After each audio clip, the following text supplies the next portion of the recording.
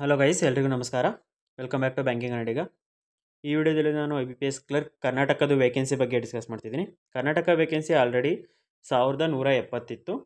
So ನೀವು ಇಲ್ಲಿ ನೋಡ್ತಿರ್ಬೋದು. ಅದರಲ್ಲಿ 2 ಬ್ಯಾಂಕ್ ರಿಪೋರ್ಟ್ ಮಾಡಿರಲಿಲ್ಲ. ಯಾವುದ್ಯಾವುದು ಅಂತಂದರೆ ಇಂಡಿಯನ್ ಬ್ಯಾಂಕ್ ಮತ್ತು UCO bank.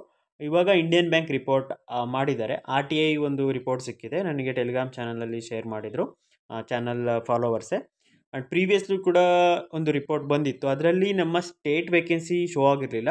All over India ಎಷ್ಟು ರಿಪೋರ್ಟ್ ಮಾಡಿದೆ ಇಂಡಿಯನ್ ಬ್ಯಾಂಕ್ ಅಂತ ಇತ್ತು. ಆ್ಯಂಡ್ ಇಂಡಿಯನ್ ಬ್ಯಾಂಕ್ ಏನಿದೆ ಅದು ನಮ್ಮ ಕರ್ನಾಟಕ ಸ್ಟೇಟಲ್ಲಿ ಕಮ್ಮಿ ಬ್ರ್ಯಾಂಚಸ್ ಇರೋದ್ರಿಂದ ವೇಕೆನ್ಸಿ ಕೂಡ ಅಷ್ಟೇ ಕಮ್ಮಿ ರಿಪೋರ್ಟ್ ಮಾಡಿದೆ. 30 ವೇಕೆನ್ಸಿ ರಿಪೋರ್ಟ್ ಮಾಡಿದೆ. ಸೊ ಟೋಟಲ್ ಇವಾಗ ಕರೆಂಟ್ಲಿ ನಮ್ಮ ಕರ್ನಾಟಕಕ್ಕೆ 1200 ವೇಕೆನ್ಸಿ ಆಯಿತು. ಸೊ ನನ್ನ ಪ್ರಕಾರ ಇನ್ನು ಮುಂದಿನ ದಿನಗಳಲ್ಲಿ ಇನ್ಕ್ರೀಸ್ ಆಗಿಬಿಟ್ಟು 1350 ಅದ್ರ ಅಕ್ಕಪಕ್ಕನೇ ಹೋಗ್ಬೋದು ವೇಕೆನ್ಸಿ.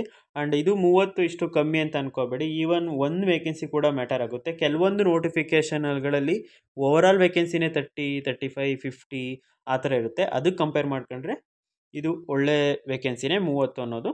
ಸೊ ಇನ್ನೂ ಚೆನ್ನಾಗಿ ಓದ್ಕೊಳ್ಳಿ. ಮೇನ್ಸ್ಗೆ ಆಲ್ರೆಡಿ ಕ್ಲರ್ಕ್ ಎಕ್ಸಾಮ್ ಬರೆದಿರೋರು. All the best.